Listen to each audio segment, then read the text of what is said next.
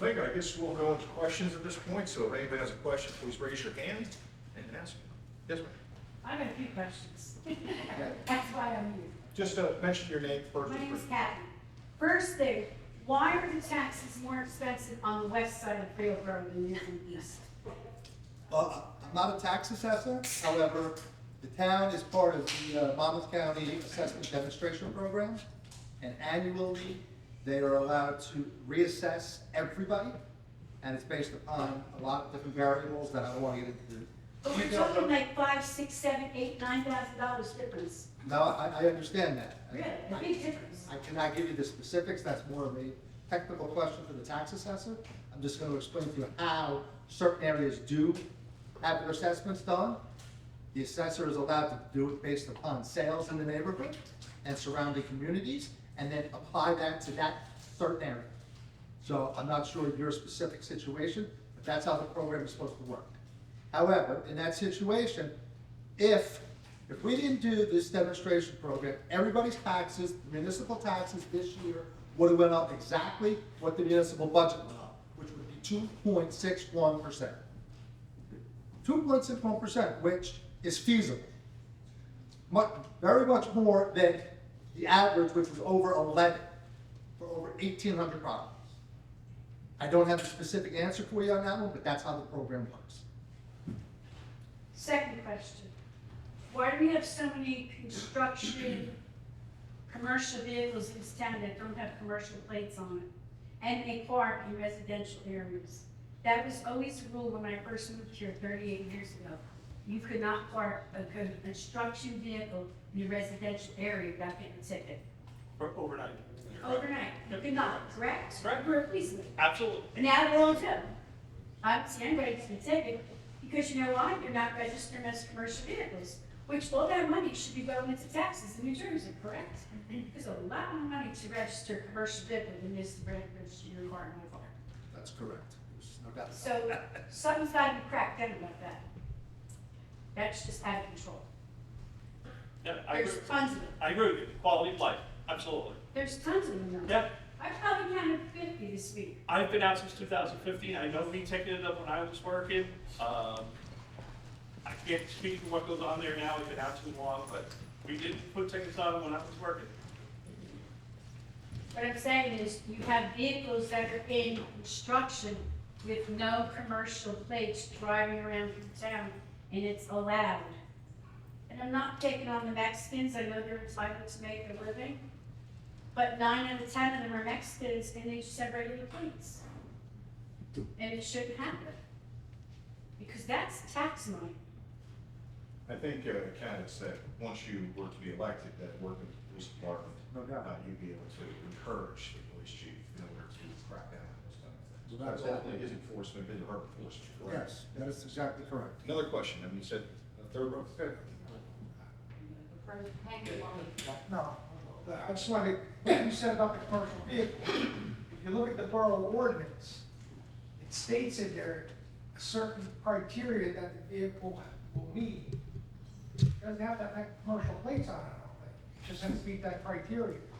So a long time since I read the ordinance. Well, if you check the ordinance, I think it says something in there about the vehicles that can park on the street. With trailers? Trailers is different. I think if somebody parks a trailer on the street, okay? Right.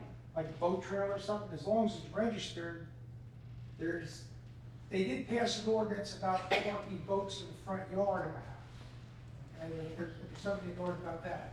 I remember that because before I retired, they were getting complaints about all these vehicles parked in the front. Okay. So they did pass an ordinance on that. So maybe on the street, that would consider the front of the house. I'm not up to speed on that specific ordinance. That's something we have to address. The ordinance, some ordinance do address some of that. Okay. So there is an enforcement process. Ma'am, if you want to. I'm gonna jump back to the tax assessments. Okay. Because I understand that, I mean, I'm aware that we're part of the demonstration program where they can reassess on an annual basis up and down. And I know that many towns have been unhappy with this new program and have opted out. Is there any thought, do you have any thoughts on opting out of that and going back to the regular revaluation process where the company would come in? Because I know one of the reasons why they did this was to alleviate the burden of appeals. And I know I appealed this year, and there were many, many people who appealed their tax assessments this year. So are you looking to possibly get out of the demonstration program? I brought this up at a public meeting because I asked the council to actually look into that at this point. I think we're in our third or our fifth year, got to be renewed every 5 years. So we have at least 2 more years at a minimum that we have to remain in the program, but it's definitely something that I would definitely look into. For the point that I made, you know, when you put your personal budget together, or when we're putting town budget together, if you knew your property taxes were gonna go up equal with what the town went up, and 2.61% was gonna be what it was that's the levy they struck, it's more palatable than the guessing game of where am I headed, and all of a sudden it went up 23%. So you add that on top to the inflation, doesn't have its drawbacks, it certainly has its drawbacks. Under the old format, county appeals would not be settled before we struck our tax levy, so we would always be refunding money. Under the current demonstration program, all county appeals are settled before we strike our levy, so everybody in town is whole at that point, in their opinion. However, because of the value fluctuations, everybody's not whole. So yes, I would definitely, and I think we all would agree on that, look into going back to the old format. Ricky, just to dovetail off that, when you look at those assessments, the appeals, as the woman quite honestly said, was to avoid that. Isn't it true that while the municipality collects, say, every dollar of tax, it only keeps 5 cents or thereabouts, that when a tax appeal happens, that you actually have to refund that money. All the money you levy gets paid to the school and the county, but the burden is now faced on the local municipality to refund those monies to the town. That's correct. That's part of the reason why they started this. Yes, no problem. Next question. Yes, sir. Yeah, a couple of points on. I'm Nick Bolombo, Vote Avenue. A couple of things. We're talking about parking. Look at the 39, what's up? You speaking at time? Yeah. Under the 39 code, you can quote this, I'm sure. Parking within 50 feet of a stop sign is against the law. That's why there's a double yellow line. They call it a lead-in or a gathering area. Parking within 25 feet of a crosswalk is illegal. I drive, I'm retired now, I drive around town every day. If they broke violations for just those 2 things, you could probably cure the boroughs financially. And as far as construction vehicles, trailers, I see box trailers. On my street alone, there's 3 of them. Every day, and they have to move in weeks. So, and I know myself, I don't particularly want to look out my kitchen window and look at somebody's dump truck parked in a neighbor's driveway or in front of his house. That's not what I'm paying all these, by the way, my taxes went up $500 a quarter. I'm not happy about that either. But I mentioned years ago, I think Ricky, you mentioned the road program. I mentioned to Mike Wilson when he was mayor, we were doing 8 roads a year. And I said to him, rather than do 8 roads a year, do 4. There's money available in Trenton grants to redo your infrastructure. Every time we redo a road, because they use Dynapack rollers now, and the mains are old and they're not that deep, they crack the main for water or the sewer. It never fails. As soon as they pave a road, the water department's in there fixing something. What are your thoughts on 2.5 miles of road, and while it's opened up, fixing that infrastructure, updating it? There currently is a bill out there for the infrastructure through the state, that if you do them simultaneously, yes, there will be money available through the state grant. The infrastructure, the I-Bank, they used to call it, I'm not sure if that's what they still call it, but they would offer low income or low interest rate loans, where you would have half of it as a grant and half of it as a 2% loan that you'd have to repay. So those things are definitely available out there. As for your 4 or 8 roads, I'd like to get up to 4 first, okay? Because this year they've done 1 down in Brockmore. So we need to, the longer you wait on a road, by the law, bond law, a road is only good for 10 years, okay? So you need to have some kind of program that you're rotating those roads to get to everything every 10 years. At the rate we're going here, it's like every 50 years. So that definitely has to increase so that everybody's road, not just the roads that are coming into town that is the most important, but for everybody. We all drive everywhere in neighborhoods. Every road needs to be covered. So, yes, I And agree. Nick, I just want to jump on your, I agree with you. They should coordinate, because now New Jersey Natural Gas is coming in and replacing a lot of the gas lines too, which is tearing up the roads, putting big trenches in them. So the town should coordinate with New Jersey Natural Gas, the water company, and the paving, get everything done in that specific street or area at one time, pave the road, and then you're good for 10 years. That's why you have, or we pay good money for an engineer. Now, get on the phone, say, hey, New Jersey Natural, hey, Water Department, this is what we're doing, scheduling your work accordingly. We make it easy. Sir, you have. Hi, name's Jim. A lot of what you hear is about law enforcement and everything. I know it's difficult to chase a bike because a bike can go where a police car can't. But we have laws about bikes on sidewalks, and especially these new electric bikes. What are your plans or your thoughts on increasing law enforcement and trying to control the costs of taxes to do that? The electric bikes pose two problems to me as a policeman and a fireman. Obviously, the batteries. We've all seen the batteries. Follow the New York news, Nick knows. Follow the New York news, and every day they're getting fires from these batteries, being improperly charged, improperly stored. Hank knows as well. So that's also a concern to me. Are these people taking these bikes and putting them in their house and charging them? Obviously, if you live in Spring Terrace, where else you can charge it but inside your house? That's something we definitely need to crack down on. I live on Broadway, and 10 o'clock at night when the restaurants close, all of the Hispanics are coming back into town. Some of their bikes are lighted, some of them aren't. But yes, there's laws on the books that need to be enforced. I can't speak to what's been going on at the police department. I've been out too long, Jim. You know, we've been on many scenes together back in the day. Jim's still on the first aid, right? So me and Jim go way back, but I can't speak to what's going on now. But yes, cracking down on those bikes that are, to me, a safety and a nuisance is absolutely a priority. And of course, the batteries. And if I could just jump in on that Yeah. real quick. So they were a bigger issue at the beginning of this year. My wife and I walk our dogs all the time. And there have been several occasions where we almost got run over by those electric bikes walking our dogs. So I gotta say that the current council is very reactionary. They're not doing stuff before everybody says anything.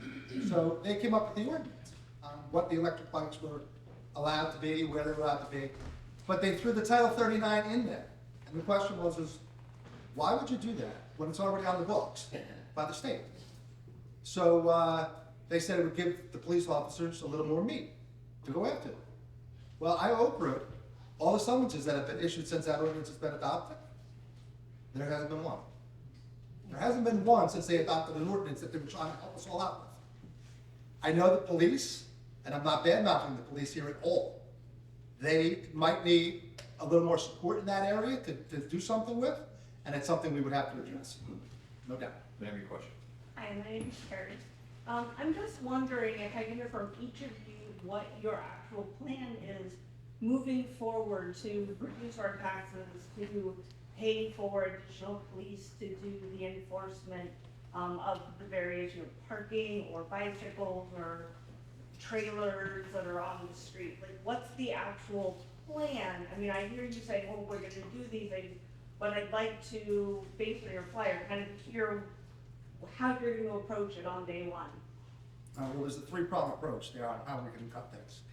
First off is, I don't know if you've seen the legal bills over the last 3 years, but they've quadrupled. So our outside professionals are just getting paid way, way, way too much. We can save at least $100 grand a year through outside professionals, which is a tax bill to everybody. Secondly is what we started with here. We're not gonna do it on day one. There's definitely gonna be some growing pains. But if I was to tell you right now that I could guarantee you that the tax levy wouldn't go up next year, would you be happy with that?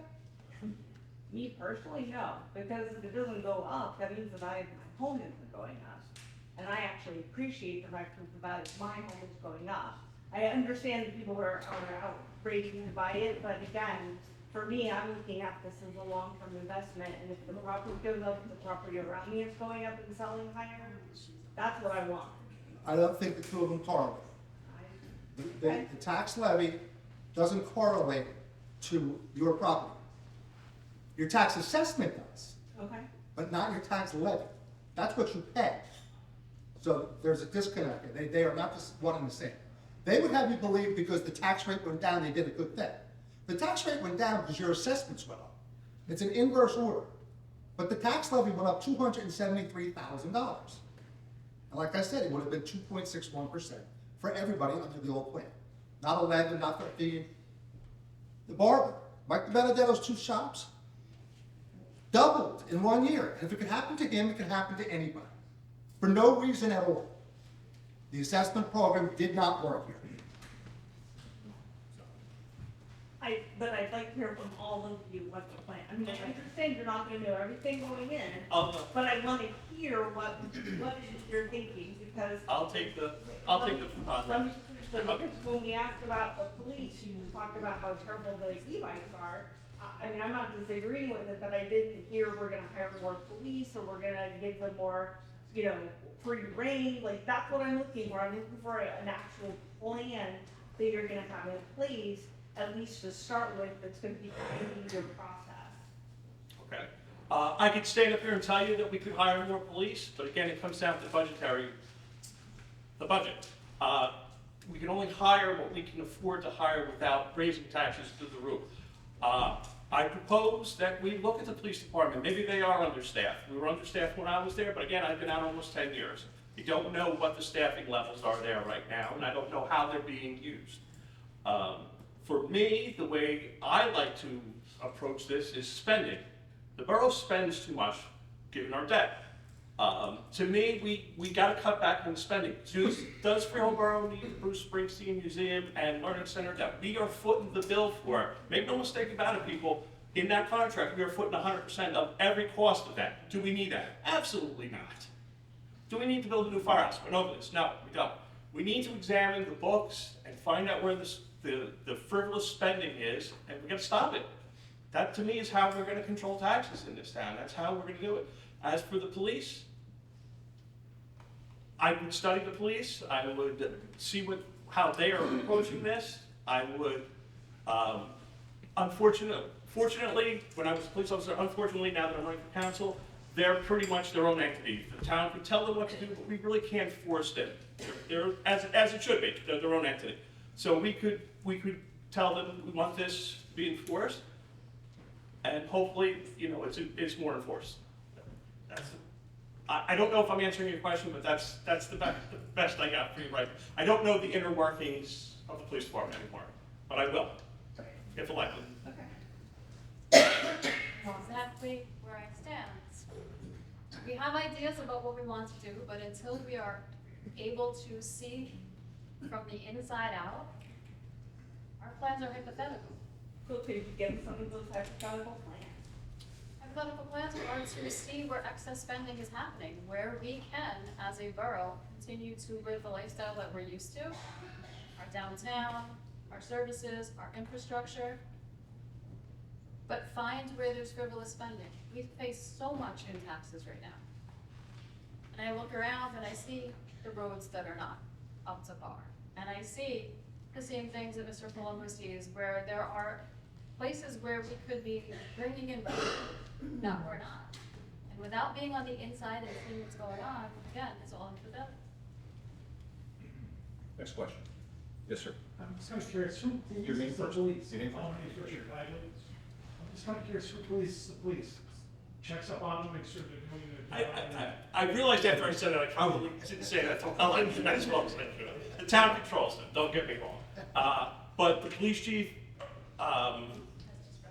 right, and he's protected under civil service law and Title 40 and Title 48. Yes, we can tell the police chief what to do. But there's other priorities that they may want to put in front of bicycles. And Understand, right. yeah, they may come to us and say, hey, we got this problem that we need to take care of before we get to bicycle. And as a council, you just say, we're the mayor. Okay. You guys get judged for your job, your Right. performance station as well. Right. So, I probably didn't explain that as well as I should have. Next question. Yes, sir. Michael Chardy. This is addressed to Keith. You as a police officer, interaction with the police commissioner in the borough. What role does the police commissioner serve on the council? Is it just a figurehead position? Or Yeah. is that someone who's going to help determine finances, staffing, and whatnot? For the police? Right. It's my understanding we don't have a police commissioner anymore. It's all part of the public safety committee. But when we had a police commissioner and an assistant police commissioner, it was basically a figurehead job. They would pop by every so often and make sure that we were okay, I guess. But really, they had no power to change anything. The way the department's run, state law is pretty clear that the chief runs the department without interference from the town.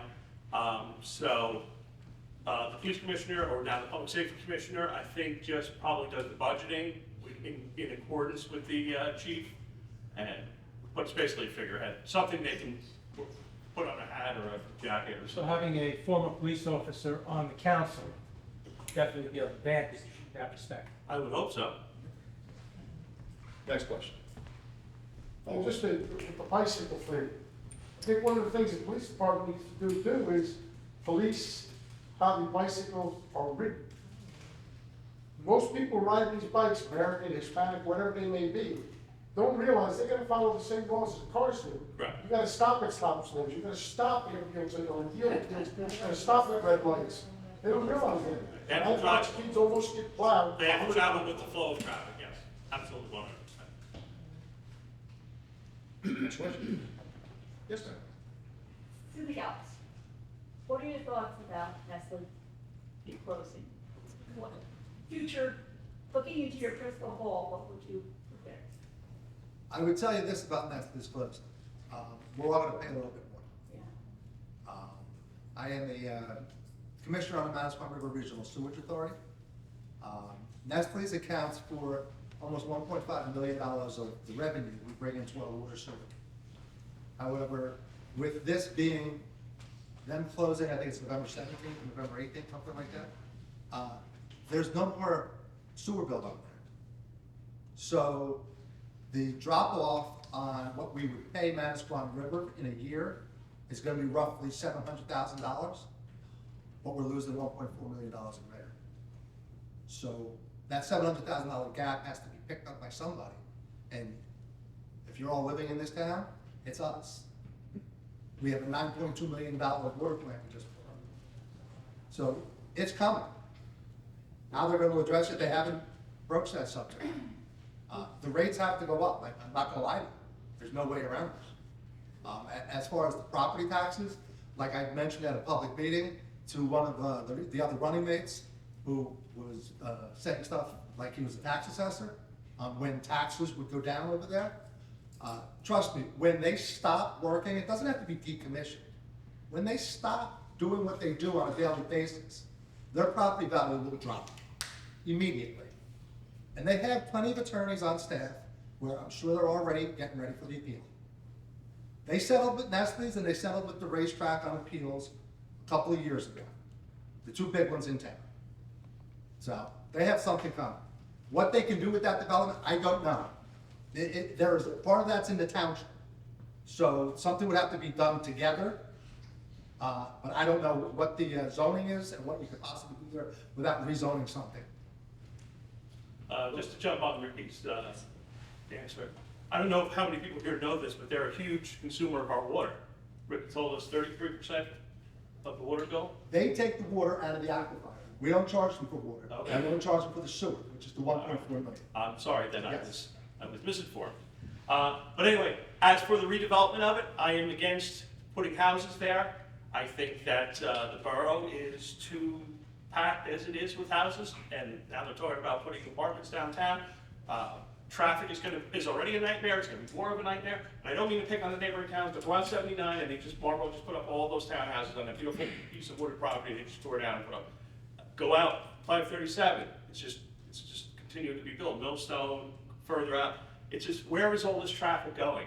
I will be against putting any kind of housing there. I don't know what the answer to redevelopment is, but I'm against single-family houses We're there. not gonna get a warehouse. Again, another thing that we don't need. I think to dovetail off the Nestle issue is that the municipality is also going to be incurring some extra costs besides loss of revenue, because when those tax appeals come in, you're going to have to hire professionals who have experience and expertise in that area of valuation. So not only loss of revenue, you're going to have extra expenses for so, yeah. Next question. Yes, sir. Frank Gill, 15 Stokes Street. I was just wondering, do you have a plan yet to clean up Freehold Borough? It's a mess, specifically Broad Street. Well, one of our things is on code enforcement. I'm sorry? One of our issues is with code enforcement. We would like to not have it just 8:30 to 4:30 Monday to Friday. We would like to have a nighttime person, and we'd like to have a weekend person. Not everything happens between 8:30 and 4:30. So if we had an officer out there that was doing their job at night and on a weekend, so everybody knew they can't get away with putting their mattress out on Friday night and it sits there till Monday morning. Somebody's knocked on your door, somebody's handing you a summons, somebody's doing something. Because by Monday morning comes, and the code people come back in, the garbage is picked up. But you had to look at that, and everybody that came into town had to look at that. And this is our town, do you wanna look at that? I don't. If you want, I've been taking pictures of town. It's a big stuff. You have across the street from the 612, you have 50 residents standing out there all day long. I just passed by, I live right around the corner. There's, I'd say 30 of them. Where are they going to the bathroom? They're going in the bushes behind the R&R. It needs to be cleaned up. Ricky, I hope you can help us. I know you can. I'll do my best for them. He has a lot of brooms at home too, so. Ma'am, before you ask the question, are there any other questions for first timers? Anybody? Yes, ma'am. In view of losing all of the revenue from Nestle's and whatnot, are you planning on changing the cap for the senior freeze and raising it to a higher level? That is not at the local level, that's at the state level. The senior cap is at the state level. Okay, That is not something the town does. okay. They would love to, of course, right? Yeah, they help fill out the forms, but that's all they do at the tax. Right, that's your assembly and senators that you want to knock on their doors and Okay. ask them to do that. Okay, first timers, anybody? Yes, ma'am. 54 Broad Street. Code enforcement, I know, I have to touch, I've been experiencing it myself, and or lack of. In Yellow House, right, when you come out of Stokes, I have a nice, fully packed rental next to me with about 30 illegals. All the blinds are closed, you know, it's a game. I'm falling on deaf ears with the town, coupled with, I have an 11-year-old little girl that goes to St. Rose. I've got all, you know, middle, young age men coming in and out of that house all day and night long. My personal frustration, code enforcement, email, you call, nothing gets done. Also, same house, that house was on the market twice as a single family home, mother-daughter. A mother-daughter is not a two-family home, and now miraculously, it's considered a two-family home. What they did was they grew 50-foot trees in front of the house so you can't see it. No, it's not Oh, not that. that one? Oh, so It's the gray one, that's another one, it's the gray one next to me. So there's a group of people going in the front door, that's family one. There's a group of people going in the basement, that's family two. There's a group of people going in the back door, that's family three. And there's staggering people going in and out of the back. My other frustration, and I have no ties to the police department here, they've been wonderful to me, wonderful. And I feel like the lack of code enforcement and the town doing anything about it is falling under the police department's duty per se in certain instances and really shouldn't. And I think they're worn out and tired because it's all day, all weekend long. When I, I've already just, in the past 2 weeks, from my 11-year-old waking up, sleeping, I've called the cops twice, and this is on Friday night at midnight, 22 Mexicans on the back deck. No big deal, like it's daytime, and I am falling on deaf ears. So I'm at the point now where You wanna play games? I don't wanna do it. I mean, we keep our house immaculate. What is gonna stop me from filling my house up and doing the same thing? Right? When I was working, code enforcement had a night code enforcement person. When are people home? The Hispanics are like us, they work during the day. Having a code enforcement from 8:30 to 4:30 doesn't work, there's nobody there at the house. When I was working, we had a code enforcement officer that worked nights. I think it was 4 to 12, 3 to 11, and we partnered him up with one of our police officers. And to me, that was effective because people are home, they can see the problems at that point. If he's working at 3:30, 2:30 in the afternoon, nobody's home. You're not experiencing a problem during the day because they're all out working. It's at night, it's 11:30 at night, it's 10:30 at night. That's when we need a code enforcement officer. We're absolutely 100%. See, now that's my question that I wanted to ask. Ricky, what do you plan on doing with the rentals in this town? Because it's out of control. I live on Robertsville Road. I got people throwing up on my front yard. I got people taking showers now in my backyard like fools. Okay? I got people, I put a fence around my garden. I got people going in there picking all my vegetables. I got people that lived in the house next door. There's 16 of them living in there right. You go by the apartments, there's 30 of them in there. This is out of control. Since when is this not too many people in one house? I agree with that lady. Something's gotta happen. What do you plan on doing about that? Can I just add one comment before you answer? My final one, because this is what I was told. I said, hey, the house next to me, what's the deal with the certificate of occupancy? Well, on the big side, it's 6 people, and on the other side, the owner told us he's living there. I'm like, the owner's not living there. Come on, everybody nowadays is working from home. You know what's coming in and coming out. Well, you know, we'll check into it, we'll check into it. I was also told, quote, by Board of Code Enforcement, we don't register tenants, we register the landlord.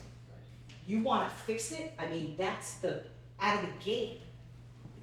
Listen, you could drive by this house, that yellow, if you look at the yellow house on Broad Street, outside of Stokes with the awnings, it's the house to the left of me. And guess what? The people to the left of them, when they saw the caliber of people coming in and out of there, up and left. It's vacant. So that's Cedar Shake House, the last of people sticking it out, hoping for the better. What's that gonna be? No one's gonna wanna buy it. I think the first issue we need to address is to sit down with the landlords. To remind them that this is our town. They're visitors here, unless you actually already live here, but a lot of them don't. And they do, I've seen it, I totally sympathize with all of it. I know what's going on. I do not want to pick on just Mexicans. There are houses that have all types of people in them. Okay, so I don't want to just pick on them. What we need to do is sit down with the landlords and go over those again. These are the rules. You can't sit there and tell me this has got 3 bedrooms and then our officer sits there and watches 12 people walk out of the house. I understand. It's gonna take time, but they have to be done together. You can't just do the 8:30 to 4:30 and call it a day and walk away. We gotta get the people in there from 3 to 11 like I recommended and like we suggested. Weekend people, to see it actually going on. I know there was a federal law, I am not an attorney, so I have to get brushed up on that, on what we are and what we are not allowed to do. Because the federal judge had issued something years ago with the muster zone and all that. I don't know the particulars of that. So I would need to catch up and be able to do the right thing. I need those answers. Maybe it starts with the code enforcement then. Yeah. Because when Hank worked, it wasn't like Hey, you coming out of retirement now? But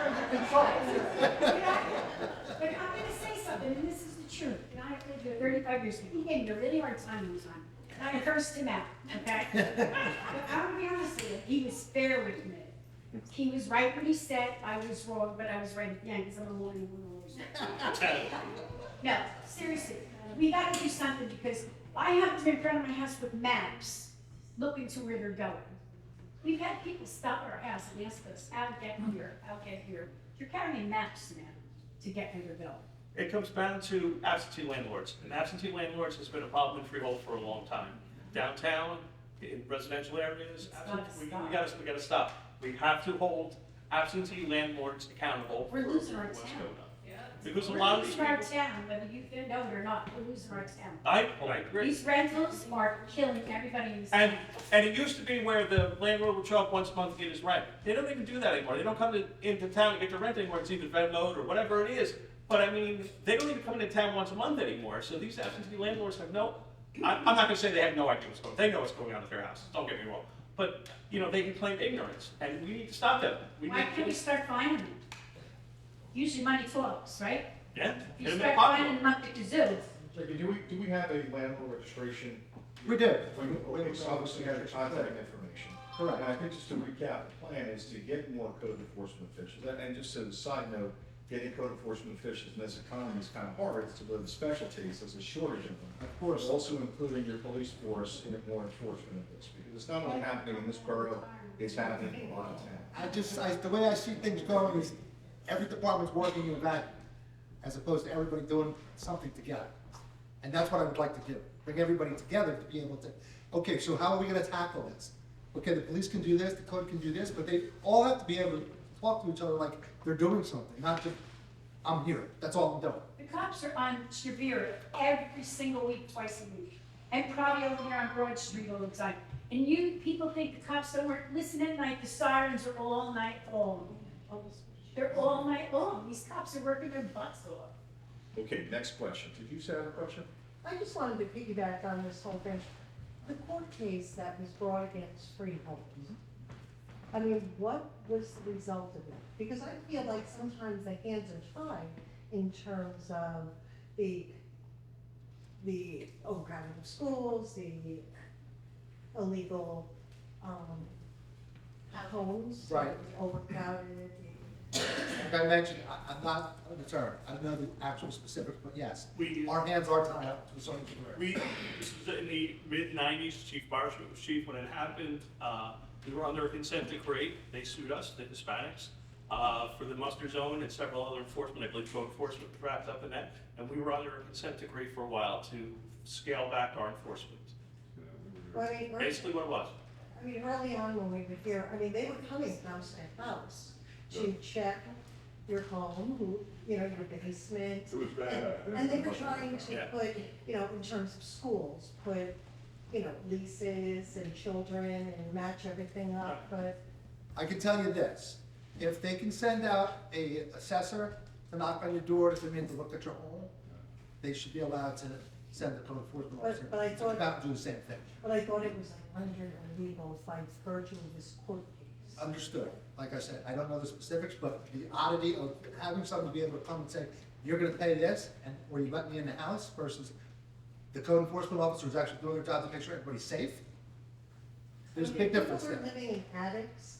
I understand. And garages, I mean, those are total safety. Several members of the fire department here, we absolutely 100% agree that that is That is ridiculous. absolutely ridiculous. And speaking of the consent decree, it might have lapsed by now, I'm not 100% sure, we'd have to check on that. Yeah. It might have lapsed by now, they were only for a certain period of time, so whatever constraints we were under then may not be under now, but I'd have to check. Something you go looking into. Yeah, of course. And certainly, I guess, that when a certificate of occupancy has to be obtained for these rentals, is that correct? Correct. That these code enforcement officials have to go through for safety checks. Correct. I know in a neighboring town, there was a basement that had cardboard walls created as a way of buffering for a multitude of people. Next question, yes, sir. This isn't quite on the level of some of the other complaints, but you just hit upon it. Code enforcement's there for your safety, not to bust your chops. They're there for your safety and only your safety. But what I'd like to know is, would you consider changing the meeting time of the Borough Council meeting? And also, would you be more open to answer the public questions? Like right now, they changed it to 6:30. I mean, if you work out of town, you're not gonna make that meeting to complain. And also, you say something and they won't respond. They'll have an answer later on, or somebody will come up to you after the meeting. I haven't thought about changing the meeting, we haven't discussed that. I don't see a problem with that, if that's what the town thinks it's too early, then we can always address that. I think it used to be 7:30, correct? Yeah. Just to give, Nolan Higgins had a great program, and I count Nolan Higgins as one of my best friends. He would sit up in Borough Hall one day a week for 3 or 4 hours, and he would encourage people to come talk to him about the issue. And I think that's a great program, and I would definitely start, I think they don't do it now. Mayor Kane probably doesn't do it now. Nolan did sometime out of his schedule. I would absolutely 100% start that again. Like I said, I'm retired, got a lot of time on my hands. I don't mind sitting at Borough Hall for a couple hours every Wednesday or something and answering questions from the public. Don't have a problem with that. A lot of the times the administrator is with it. Yes. Regarding your response at meetings, at a minimum, they should be saying, we'll get back to you. You know, when you ask a question of a public official, it's not just thanks. Okay, there was a question in there, I agree with you. So at a minimum, we would have to get back to you, not just blow you off. Having a conversation during the middle of a meeting, when it's public comments, you could be there quite lengthy. I've been in enough municipalities where they limit your time at times to get up and speak because of that issue. But at a minimum, they should be getting back to you with answers when a question's asked.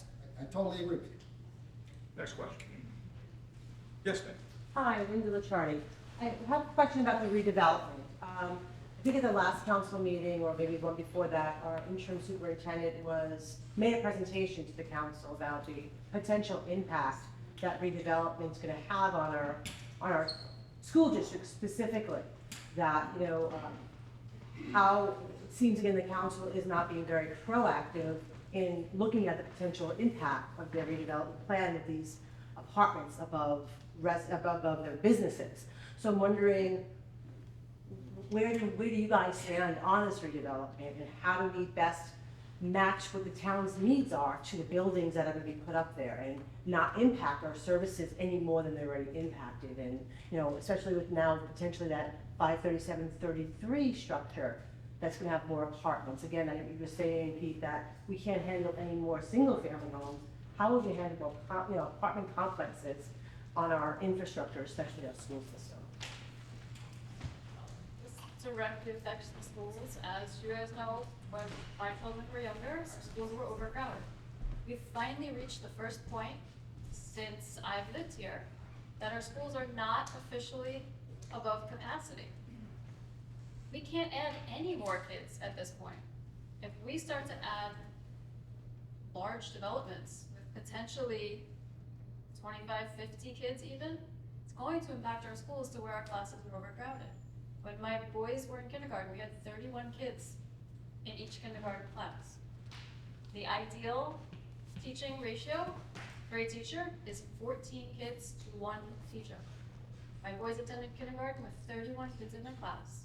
At FLC, which was an open school, overcrowding cannot happen again. And our current council is not looking at the impacts of multiple unit housing coming into our community again. And make no mistake about it, for every one housing unit, be it an apartment or a single-family house, affects services. It impacts schools, it impacts the police department, it impacts the fire department, it impacts the first aid squad, it impacts everything. Because with that, by hook or by crook comes problems, either first aid calls or calls for service for the police department. That's going to impact services. Plus, now you put apartments there, so husband, wife, husband, wife, whatever the situation is, that's 2 cars you're adding now to Freehold Borough. And the planners love to tell you that no, they're not going to be cars, that and those people that move in these apartments are going to walk everywhere. That's not the case. No one walks anywhere around here. Yeah, go walk downtown and have dinner, especially now with parking. But you're not going to not have a car to go to the mall or go out to dinner somewhere else. So that's, for every apartment that you're adding downtown, you're adding probably at least 1 vehicle, if not 2.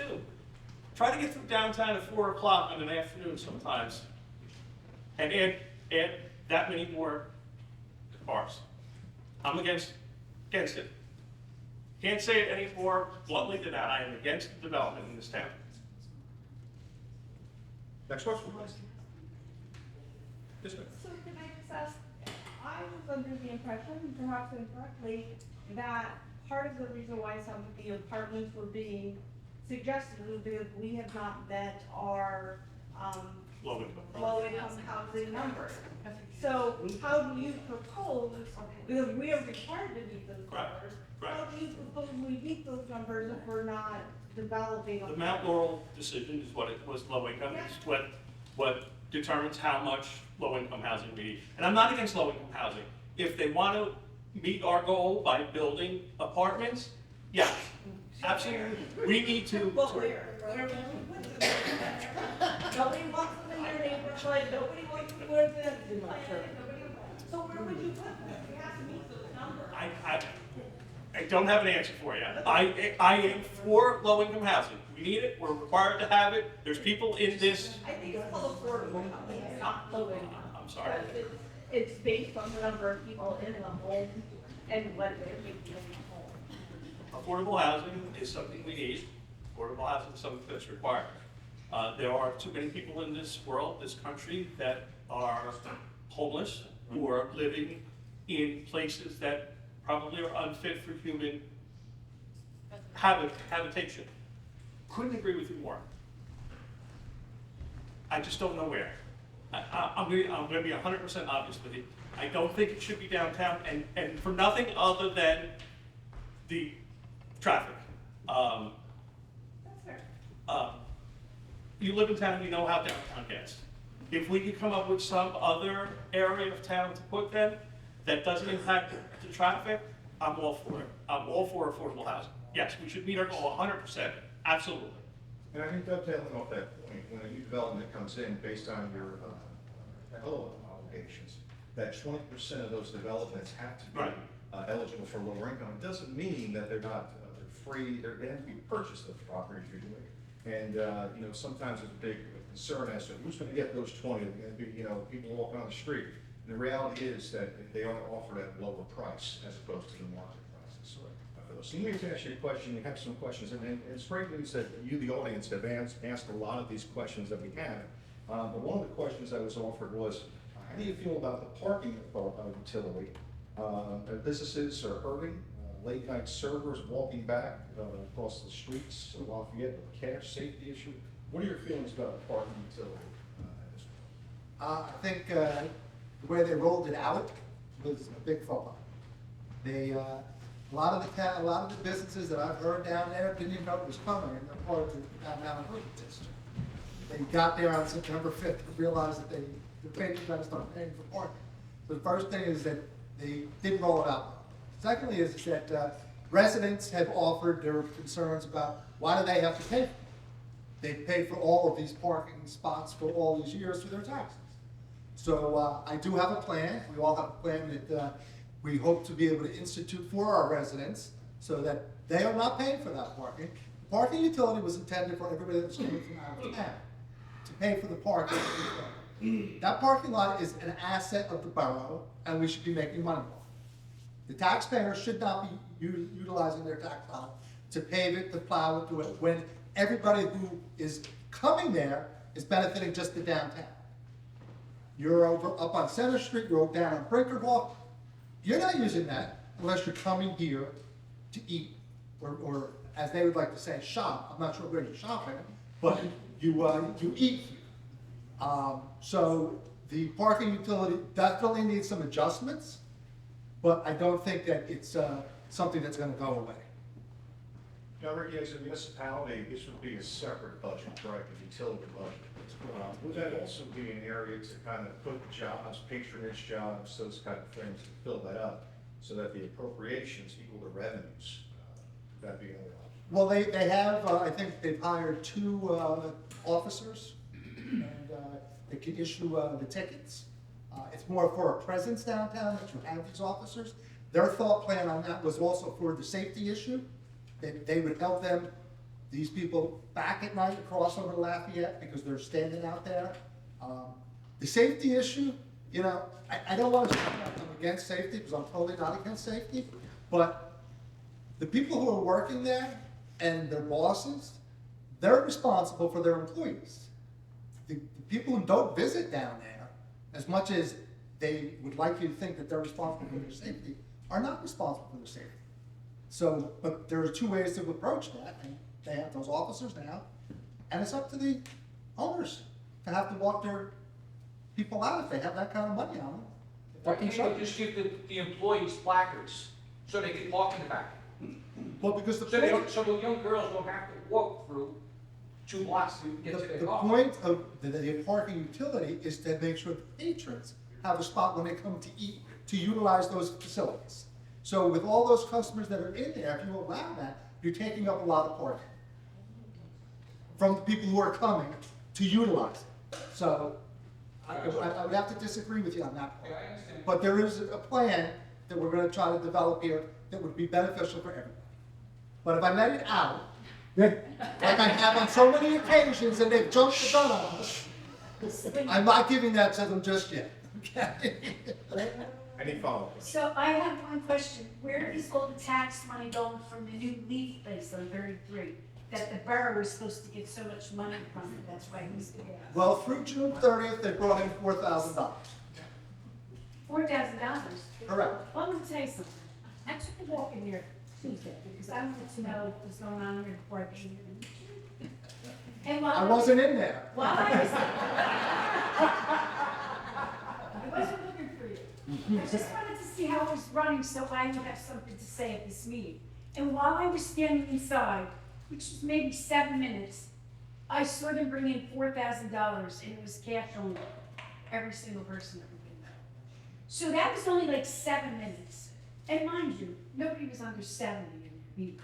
They were all buying their stuff in their arthritis. But they brought in $4,000 in 7 minutes, and it's cash only. So what are we getting? Like a 10%? We get 2% of their sales. 2%. However, only on the recreation. The medicinal is not part of that. I understand that. I was only standing there watching the recreation. They brought in $4,000 in 7 minutes. Cash only. They don't take credit cards. They tell you to go to the machine, use your debit card or your credit card, advance your cash, and pay them cash. Now, I know people that have been going there since it opened, and they said that they've never taken credit cards. They always say their machine does. Can I answer that for you? They can't take credit cards because marijuana is still illegal at the federal level. So banks cannot process credit card transactions for marijuana. So- You gotta remember, marijuana is still illegal at the federal level. And I So understand. banks will not process credit card transactions on any kind of marijuana sale. So where's all the cash going? I don't It's a think cash that they business don't right get now. $4,000. The recreational portion did not start till the first ray of summer. So up to that, June Okay. 21st. So up to that point, it July, was, August, September. right, we only have the tax revenue through June. They only paid The for it. quarter's not even, Oh, so I'll give you that some time. that was just for a week. Correct. Like a deal, you didn't give it some time. Why didn't you say that from the beginning?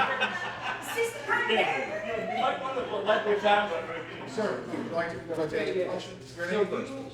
Your name? you realize we need, outside, things to bring in revenue to keep our taxes down.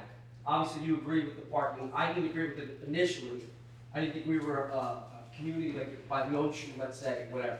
But I know that being here for almost 20 years, I walk in, if you can't walk into town, you find other ways to do it, let's say. But we do need something like that. They are getting money coming in that way. You do believe, I guess you're okay with the cannabis, right?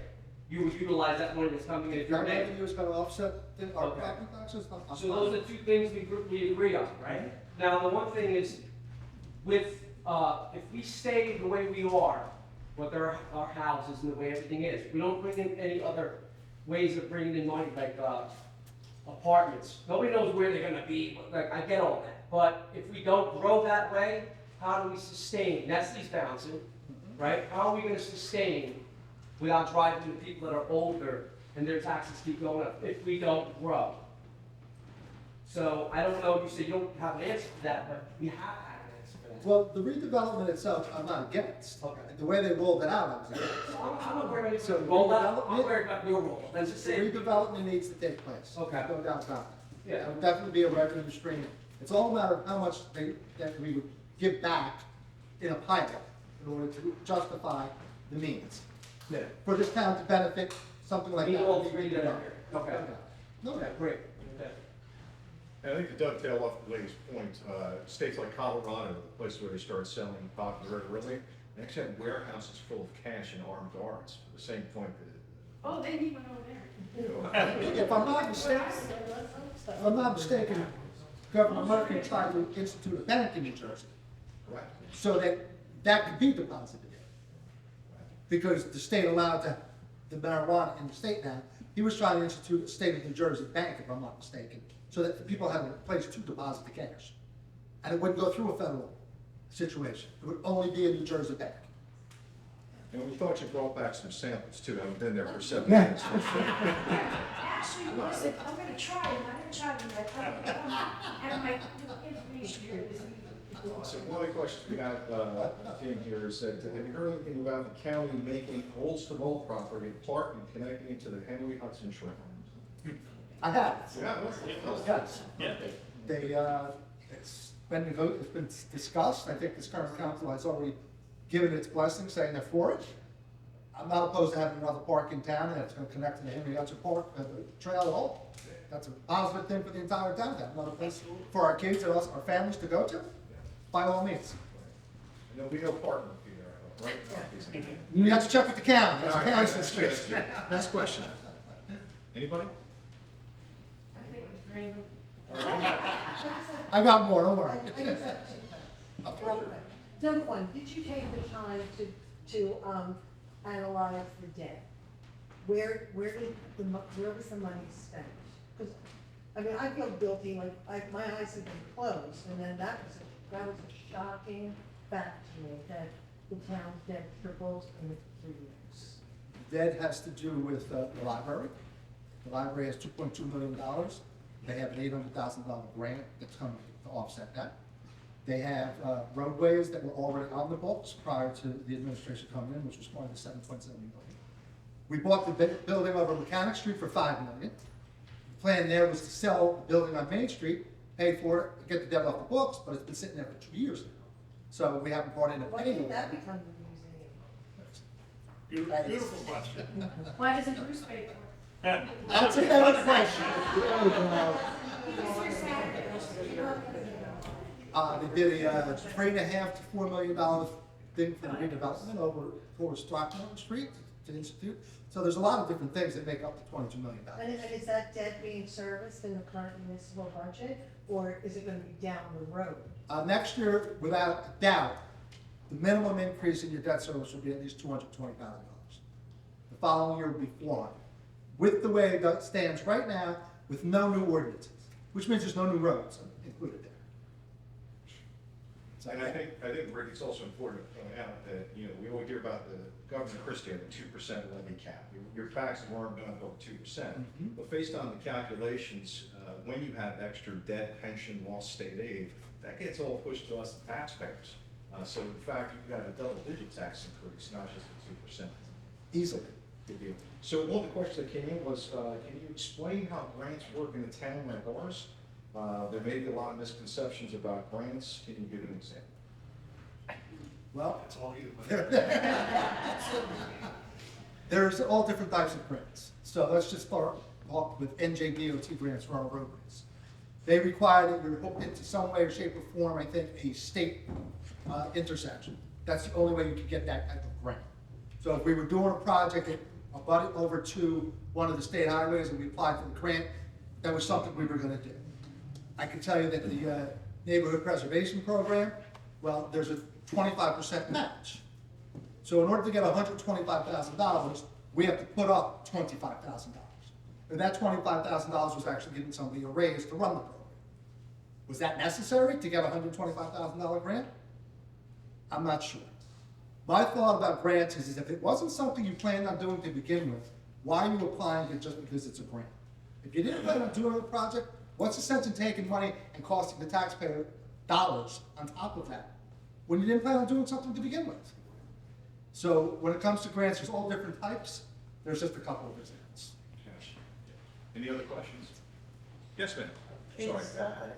Judy Grout from Main Street. I don't understand why the mess with this supposed museum and the firehouse. We need a firehouse more than we need a museum.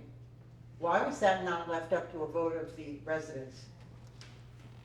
It's a good question. They took it You upon know, they themselves. tell us free, they don't ask us anything, but it's our money paying for it. Yeah, you think they would have asked the firemen about it, or? You know what? Mine was raised at the firehouse because we need them more than we need a museum. And we need the firehouse where it is. Make no Yes. mistake, it needs to be where it is, because It's if been we there move it to for the how long? outskirts, it's gonna increase our time. It's been there for how long? 1917. Yeah. Yeah. Your question, sir? My name's Ryan, I live right across the street at 39 Broadway. My question is, what can the council do in the administration to help us with the rental properties? Because a lot of these properties on Broadway, they're definitely abusing. They have 10, 20, 30 people living in these homes. And I know they're not paying the fair share in taxes that I am. And I have a wife, we have a small baby, so why are we paying when they're not?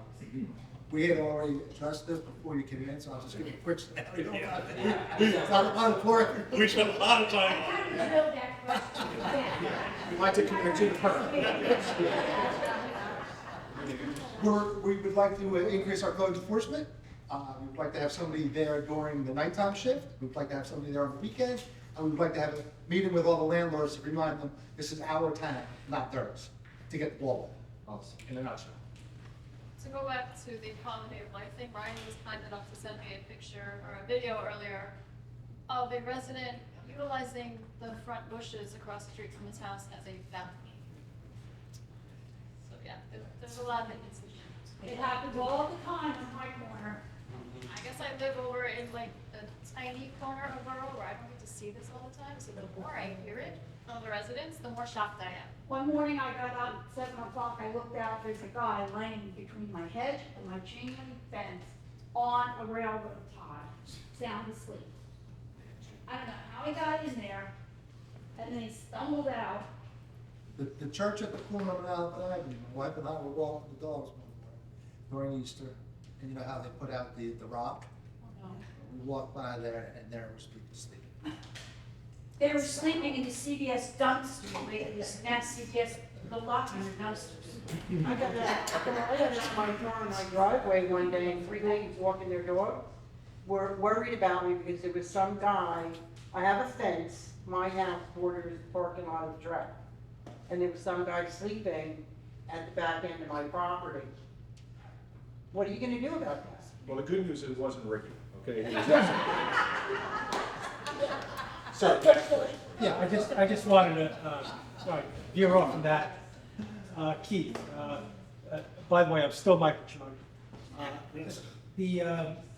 Why don't you tell the audience how the firefighters found out that the fire department was going to be intervening? So we found out that our building was being taken away from us when the press conference was being done.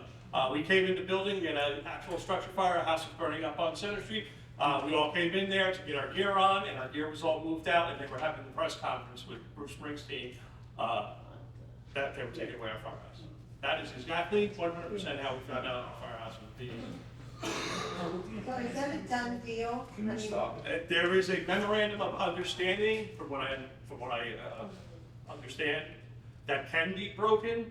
I have the Why copy. didn't you have to go to referendum for a $20 million? Oh, it's gonna be, because they wanted to have to buy the police department in there, and I agree the police department needs to get out of the rug mill. We shouldn't have went in there in the first place, it was a bad decision. But once you factor in the police department and the fire department, you're probably gonna be closer to 30 million. 100%. And With the everything town that is needs to run be in there. differently than schools. It doesn't need to be a referendum, they put a bond ordinance on. Public can come, second reading, and voice their concerns, right then and there. That's where the public comes in. Before they adopt the bond ordinance, the public has to get up and speak about it. And you have every opportunity to say, you're for it, you're against it, this is costing too much, how are you paying for this, whatever you want to say. But a referendum is strictly for a school district. And Ricky, a bond ordinance, residents can come up, oppose it, they can have torches, they can do everything to say against it, and still the governing body can vote it up and pass the bond ordinance. That is correct, they've done that several times, Right, yes, so that's the lack of leadership as far as. without a doubt. Next question. I- Second one, oh, someone else before you, yes, ma'am. My name's Heidi. Who's in charge of the Shade Tree Commission? I know they're volunteers, but who is in charge of it? Who pays for the arborist that we supposedly have? The town pays for the arborist. Out of the same two And bonds. who's in charge of that? When you say in charge, you mean in the town? No, of the For the- Shade Tree Commission and commission all the itself? decisions. Christine, where are you? Who's in charge of the Shade Tree Commission? No? I work for the town engineer. I work on some of the trees. I don't know off the top of my head who's in charge of the commission. Alright, so Sorry. I was born and raised in Freehold Borough, but with my family, I live on Barclay. 16 years, there's a big tree in front of my house, but I've written 3 letters. I've gone to one meeting because the big branches that are falling from this when the wind blows, and it doesn't have to be a storm, damaged my daughter's car, Brandon. So their solution to that was, I'll send someone to look at it. How many times are they gonna come look at it? They came and trimmed a couple, but it's encroaching my house. So they should cut. So recently, my neighbor called them, and they came, and they said, oh, well, we can't cut too much, or otherwise it'll kill the tree. Something is growing inside of it anyway. Right. Most of it is dead. The arborist says it's alive. But we do that in January, so tell me, I don't know, you don't know the answer, but in January, how are they gonna know which branches are dead? That's when they start their trim. Well, I know that they send the arborist out and they mark them with a green or an X, so they know what's supposed to be taken. Right. I'm not an arborist, so I can't speak I know. when a tree is alive or dead, so I'm sorry to. The town doesn't know either, believe me. Well, you can get a tree in front of my house that was swaying. I'm not joking, swaying. I called, I sent letters to the council, nobody answered. Finally, police officer, the ex-police officer, Mike Sweeten, who's on the committee. He's not anymore. Yes, he is. He's I not. spoke to him the other day. No, he switched jobs. He's in charge of parking. Well, long story short, they came out, I stuck my hand through the tree, under the roots, and they said, no, it's fine, the tree's fine. A couple months later, they decided to cut down the tree, they came and cut down the wrong tree. That's what we have running this. Right, it's the only town that I've ever seen that will budget $75,000 a year for maintenance of the trees and budget $50,000 for planting the trees. So we're planting and cut. Trees have been a problem in this town. I say I got higher than parks. If the wind blew above, and I'm talking years ago, above 5 miles an hour, there were trees coming down and taking power lines down this town. Yeah. It's gotten a lot better than what it has. So now you know how I feel. Every time Yeah, there's I a do. storm, I do. I have to have my kids come downstairs because the big Yep. branch, it's a huge tree. Yep. The big branch that approaches my house, I'm afraid it's gonna fall. That's where the bedrooms are. Yeah. So it's gonna fall. So if it damaged the car, what's gonna happen when it damages my house or kills someone? Yes, sir. Well, along those lines, Freehold has a designation, the tree center, the Tree City USA. And that's a big thing to these people. Yeah, we were told, I'm over on Road End, we were told I'm gonna be planting them. If you want one, then plant it. If you don't want them, tell them. So I emailed them back, I did not want a tree. I went away one day to do a job, I came back, I had a tree. I called Mr. Sweeten and I said, then he's come take it out, I can remove it. So he sent somebody over and they got it. My point is, the problem we have with the trees now, are the trees that were planted 80 years ago. All we're doing by planting more directly under the wires is giving somebody 50 years from now a headache. Now that might be my grandkids, I don't know. But I think there needs to be a little foresight in this. Yes, sir. This is in story time, and I realize that, but I have a tree across the street from my house. And I'm not an engineer, but if that tree falls, I'll guarantee it's taken 2, if not 3 telephone poles down at one time from what I've seen in the news. I had a borough there, it had a big orange X. One of the tree lovers covered that up with black. I called JCP&L, they came out and looked at it and said, it's not a danger to the wires because they're on the other side of the street. I will laugh my ass off, excuse me, when it comes down and takes 3 telephone poles, and I will be suing someone because it's gonna damage my home. So, good luck, people. I have not written the Department of Transportation because it is coming on, pulling the curb out and growing over it. So, but one last thing, we need change in this town. We need it bad. That's why we're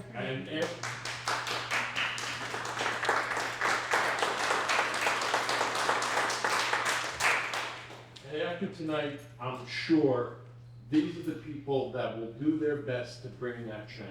And I thank you for running.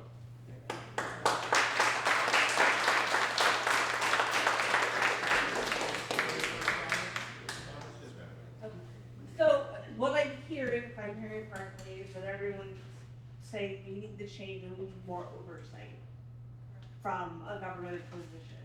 So if that's the case, I heard you mention that you are at the commission and then I know you work in Ocean. So that's kind of two jobs, maybe even some part-time stuff, and this is for anyone.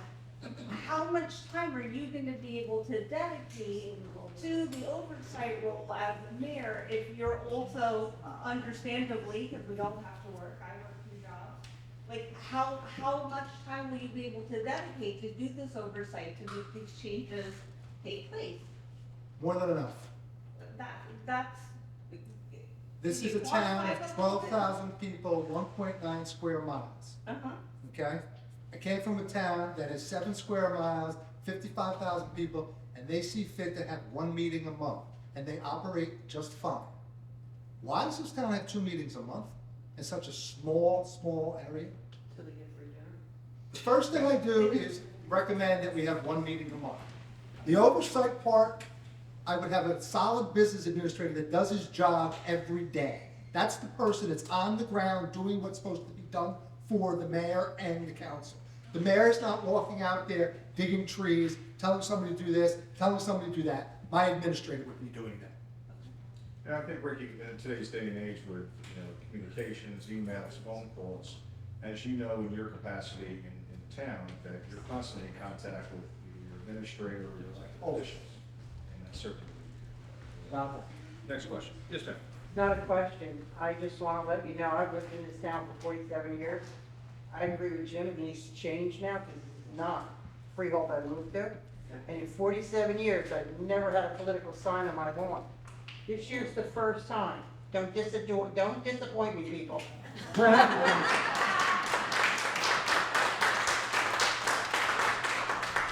And that's certainly, I guess, without taking your thunder, we obviously have signs here. You can see some in the back. If you want a sign, you don't have it, certainly we'll get you one. Certainly our website, what's our website again? FreeholdGOP.com. FreeholdGOP.com, and there's also a link up there, because obviously campaigns cost money. So besides, putting your money where your mouth is with the support of the campaign, put a sign out there, tell your neighbors, and certainly get out there. Any other questions that we have? Yes, sir. Just real quick one, thanks, as this gentleman said, thanks for doing what you're doing, and thanks for making your time available tonight. We're 6 weeks, give or take, from the election. Is there plans for another one of these sessions so that you get more folks interested and involved? Is one. Two, is there thoughts of a debate, so we can at least hear the other side's rebuttal to commentary, just out of curiosity, and potentially by the times 4 or 5 weeks go by, you have the ability to formulate some more of the plans as you've heard some feedback from folks. Actually, if I could just say one thing, the election isn't in a couple of weeks. The election starts September 23rd. is when Sure. voting starts. Yep. So that's when, for us, the election starts. And I'm with you. I'll do this every week if we have to. If we have people who want to come here, I'll come up here and stand up here and answer questions. If the same people come every week, I'll be up here every week. And I'm open for a debate. 100%. I will jump on that by saying this costs us money, so I'm not for that you can have this because we need fundraising. We were thinking about doing these remotely, where you could zoom in, send out a link, and we could get more people involved. That way people who don't want to come out, who can't come out, can log in and ask the same types of questions we're asking right now in a forum that suits them by staying at home. I'm disagreeing with Ricky, because I like the one-on-one with you guys. I'm sick of Zoom classes, more of anything. I'm not saying that's the way we were gonna go, but that's an option. I'm going to say something that may be weird to a lot of people, but I had a good time up here tonight. I enjoyed this. I enjoy public speaking. I enjoy being in front of a group. I enjoy answering your questions. I enjoy taking suggestions from you people. That's helps me, if I get elected to do my job better, is the suggestions that I get from you. So I want to thank you. I had a great time tonight. And the debate aspect? A debate, Has there been a discussion about a debate at all? That runs through our chairman, so I have to defer Okay. to our chairman. Okay. You'd have to speak to their chairman. All right, so no more one question, the gentleman in the back. I have a question, Mike from District 4, Republican Committeeman, nice to see you all again. What do you guys think about the cats in the borough? No, I'm just kidding. Just want to break the ice. Let me just say something, as chairman of the public, I have run in the past, we have run candidates in the past. Every time we've run, we've invited the opponents to a debate, and it's never come to fruition. I think when you're anointed year after year for decades, why debate? It's kind of like Trump not wanting to go, be in the debates now. He's already ahead in the polls. Why bother? Why put yourself at risk? So we could invite the candidates, but I can tell you, it's an exercise in futility. It's been for year after year. We've just got to stop the anointing process and start getting the right people elected. And I think certainly when you have the incumbency, the bully pulpit, the way to get in the media's attention and getting the fundraising too of the incumbents, very hard for newcomers to get that kind of funding and support. But ultimately, it's going to be each and every one of you casting your votes, getting your neighbors, getting your kids, because ultimately this is good change. Change is not a four-letter word; it's a good thing. And I want to thank Ricky, Autumn, Keith for coming out tonight, facing people, and answering their questions. And certainly you're going to be around for more questions that maybe someone didn't have an opportunity to ask. So thank you very much. I just want to add one more thing. You can begin voting September 23rd. You can do it in person beginning October 28th at the Colts Neck Library or the Manalapan Township Library. So it's not just November 7th, people. You can get out on different times and vote. The most important thing, this is the lowest turnout election because there's nothing on the top. So we need people to get out and vote. If you need people help getting registered, by all means, please reach out to us. We'll help you get registered. Mail-in votes, just get the vote out is all we're asking, please. October 28th, not September 20th. October 20th, I'm sorry, is that what I said? My apologies. You got a full month. Listen, thank you very much.